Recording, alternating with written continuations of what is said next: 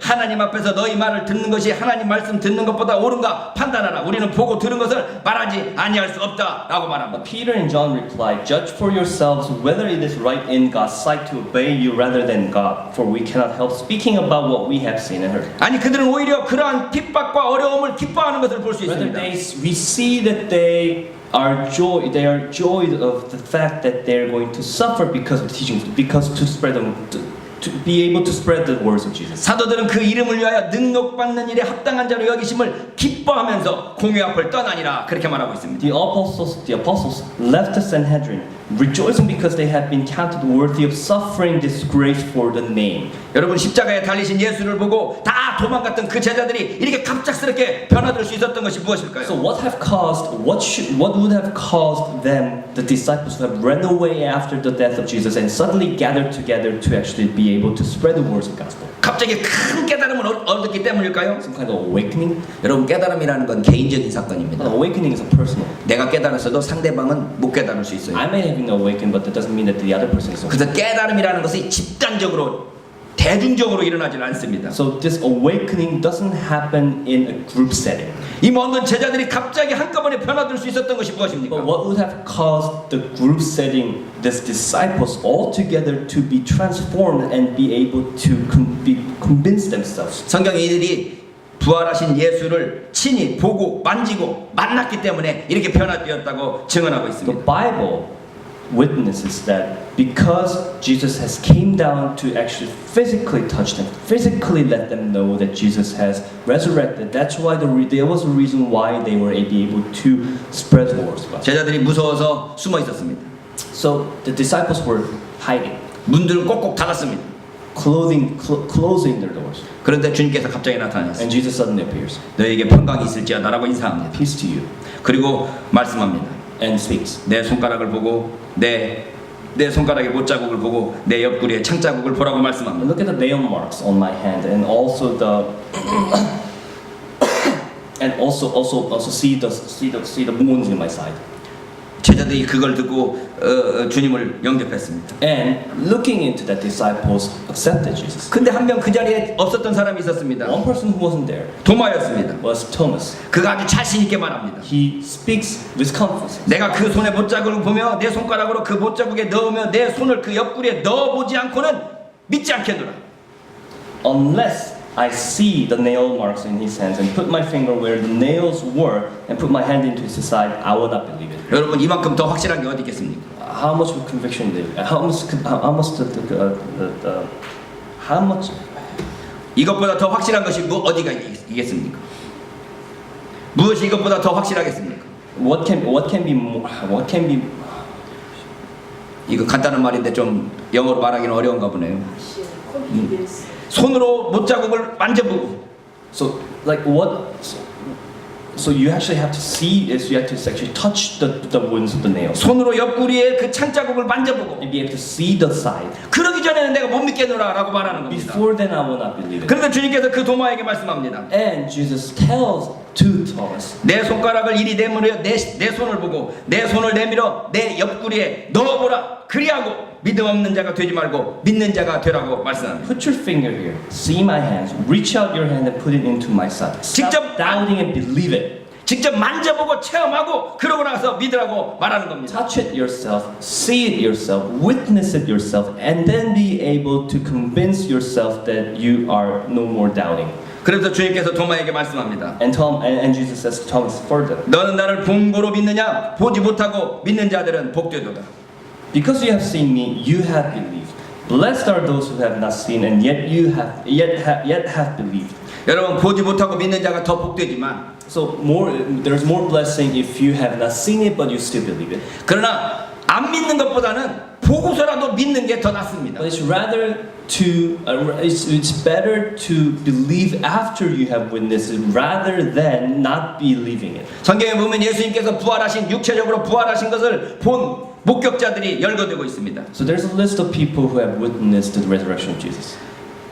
고린도전서 15장입니다. 1 Corinthians 15. 거기에 보면 베드로가 나오고 There's Peter. 12제자가 나오고 There's 12. 심지어 500여 형제들에게 일시에 보이신 것도 말하고 있습니다. And there's also witnessing that that Jesus appeared to 500 people. 그들의 증언에 의하면 예수님의 부활은 영적인 부활이 아니라 육체적인 부활입니다. According to their testimony, the resurrection was not of a spiritual but of a physical. 정신적으로 부활하신 것이 아니라 같이 식사하고 함께 할 수 있는 분이셨습니다. Not of a soul, but someone who can have a dinner together. 누가는 부활하신 예수께서 제자들과 함께 식사하셨음을 강조하고 있습니다. Luke emphasizes that Jesus has resurrected and was be able to dine together. 누가복음 24장 37절 이하에 보면 37 to 43. 저희가 놀라고 무서워하여 그 보는 것을 영으로 생각하는지라. They were startled and frightened, thinking they saw a ghost. 예수께서 가라사대 어찌하여 두려워하며 어찌하여 마음에 의심이 일어나느냐. So Jesus said to them, "Why are you troubled and why do doubts arise in your mind? 내 손과 발을 보고 나인 줄 알아. Look at my hands and my feet. 또 나를 It is 만져보라. myself. And touch me and see. 영은 살과 뼈가 없으되 너희 보는 바와 같이 나는 있느니라. Ghost doesn't have flesh and bones, but as you see, I have." 만져보라고 그러니까 이 제자들이 벙쪄갖고 어떻게 할 줄을 모릅니다. So these disciples was shocked, frightened, wasn't able to do anything. 그럴 때 주님께서 야 먹을 것 없냐라고 부르시더니 Then Jesus asked, "Is there something to eat?" 이 구운 생선 한 토막을 주님께 드렸더니 And they gave a broiled fish. 누가복음 24장 43절은 간단하게 되어 있습니다. 받으사 그 앞에서 잡수시더라. Verse 43 is very simple. He took it, ate it in their presence. 제가 뭐 성경 몇 구절 외우는 거 다른 애들하고 이게 내기할 때 이 구절을 자주 씁니다. When I bet of how many verses you can memorize with my friends, you always use this one of them. 누가복음 27장 43절에 보면 It's very simple. 받으사 그 앞에서 잡수시더라. Took it and ate it in bread. 예수님께서 왜 굳이 생선 먹은 그것까지 여기에 기록해 놓으셨을까요? So why would they have recorded the fact that he actually ate something? 예수님의 부활이 육체적인 부활이라는 것을 가장 극명하게 보여주는 것이 바로 이 구절 This is 아니겠습니까? to emphasize and confirm that he has resurrected in a physical form. 예수의 육체적 부활을 믿는 우리는 여기에서 그치지 않습니다. And we doesn't stop there. 우리는 예수의 육체적 부활뿐만 아니라 우리의 육체적 부활도 믿습니다. That we do not only believe the Jesus' resurrection of a physical body, but also of our body. 우리가 사도신경에서 신앙 고백하는 것처럼 우리 몸의 부활을 믿는 것입니다. That we believe in the resurrection of our body. 우리 몸이 다시 살아나는 것을 믿습니다. That our body is going to revive. 바울은 고린도전서 15장에서 예수님의 육체적 부활을 설명한 후에 우리들의 육체적 부활이 어떤 부활체로 살아나는지를 설명하고 있습니다. When Paul says that our body is going to resurrect, how is it going to resurrect? 15장 35절을 보면 1 Corinthians 15. 죽은 자들이 어떻게 살며 어떠한 몸으로 오느냐고 물을 때 But someone may ask, how are the dead raised? With what kind of body will they come? 바울은 대답합니다. And Paul answers, 15장 36절 38절에 verse 보면 36 to 38. 어리석은 자여 너의 뿌리는 씨가 죽지 않으면 다시 살아나지 못하겠고 또 너의 뿌리는 것은 장래 형체를 뿌리는 것이 아니요 다만 밀이나 다른 것의 알갱이 뿐이로되 하나님이 그 뜻대로 저에게 형체를 주시되 각 종자에게 그 형체를 주시느니라. How foolish! What you sow does not come to life unless it dies. When you sow, you do not plant the body that will be, but just seed, perhaps of wheat or of something else. But God gives it a body as He has determined, and to each kind of seed He gives it its own body. 이 수박을 심을 때 씨로 심나요? Do you plant a seed when you seed a watermelon? 그 수박 씨를 보면 거기에 수박이 그려집니까 못 그려집니까? So when you see a seed of watermelon, do you actually pick? 그 속에는 그냥 수박 씨 조그마한 거 하나밖에 없지만 It's only seed. 그걸 심었을 때는 그게 자라더니 이딴만한 수박이 생기는 거고 When it grows, you can see the watermelon.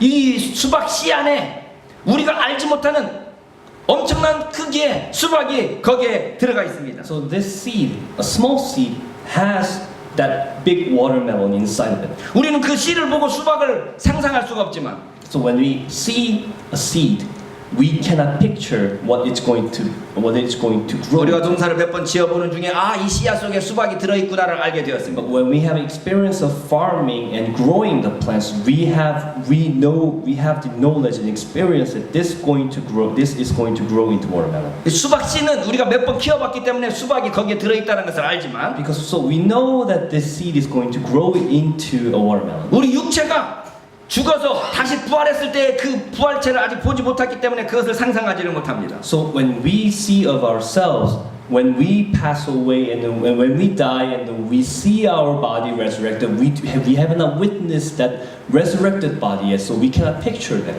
바울은 그 자연의 법칙 가지고 우리의 부활체를 설명하고 있습니다. But Paul explains this with the nature, or what happens in nature, to explain to what's going to happen. 주님께서도 비슷한 말씀을 하십니다. Jesus says almost. 내가 진실로 진실로 너희에게 이르노니 하늘의 밀이 땅에 떨어져 죽지 아니하면 하늘 그대로 있고 죽으면 많은 열매를 맺느니라. I tell you the truth, unless a kernel of wheat falls to the ground and dies, and remains only a single seed, but if it dies, it produces many seeds. 이어서 바울은 다양한 육체에 대해서 말합니다. Paul goes on saying many different bodies. 육체가 다 같은 육체가 아니니 하나는 사람의 육체요, 하나는 짐승의 육체요, 하나는 새의 육체요, 하나는 물고기의 육체다.